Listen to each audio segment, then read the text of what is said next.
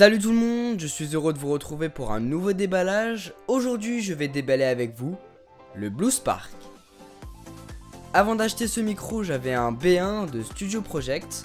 J'ai décidé de changer de micro pour avoir une meilleure qualité de son pour mes vidéos. C'est donc un micro que j'ai acheté directement sur le site de Thomann, vous retrouverez bien sûr les liens dans la description. Je l'ai reçu comme ceci, sur la boîte vous avez un petit aperçu du produit. Et au dos de la boîte, quelques petites spécifications et autre chose. Mais bon, assez perdu de temps, on va ouvrir la boîte.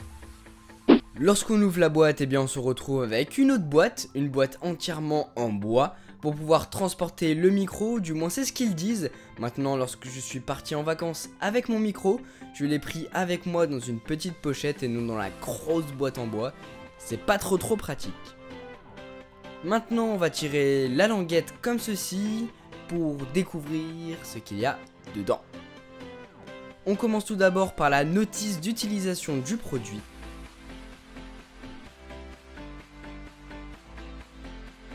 Ensuite, un petit autocollant de la marque donc Blue. Allez, on va faire un petit peu de pub pour la marque. Et finalement, une autre petite publicité. On va soulever cette partie-là maintenant pour accéder au micro en lui-même. Et le voilà, juste là, sur la droite. Pour commencer, on va s'occuper du shock mount vendu avec le Spark. Il va vous permettre de fixer votre micro sur un pied ou sur une perche par exemple pour qu'il reste bien fixé lorsque vous enregistrez votre voix. Ici, c'est le filtre anti-pop également vendu avec le Spark. Je le trouve vraiment superbe. Et finalement, voici le Spark en orange, tout petit, il est magnifique.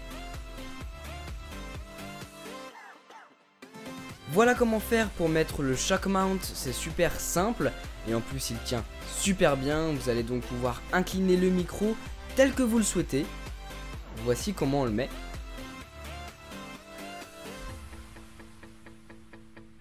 Et pour le pop filter, il faut enlever la vis qui se trouve au dos du Spark. Et ensuite visser le pop filter.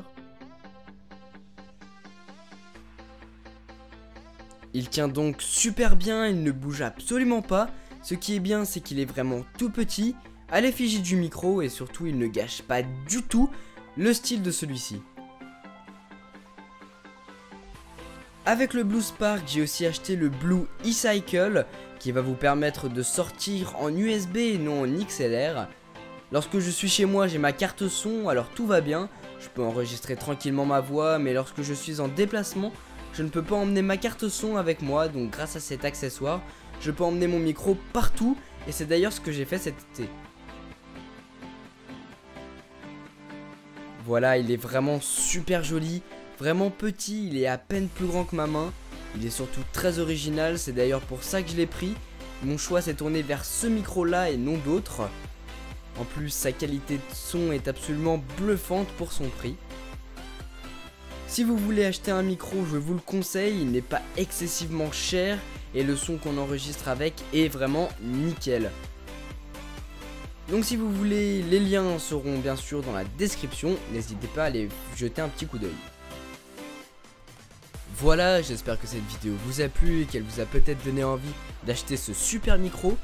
Sur ce, moi je vous dis de passer de très bonnes vacances. Nous, on se retrouve dans une prochaine vidéo. A très bientôt. Allez, salut.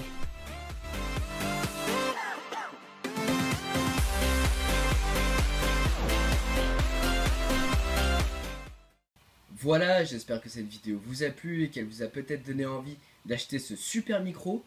Sur ce, moi je vous dis de passer de très bonnes vacances. Nous, on se retrouve dans une prochaine vidéo. A très bientôt. Allez, salut.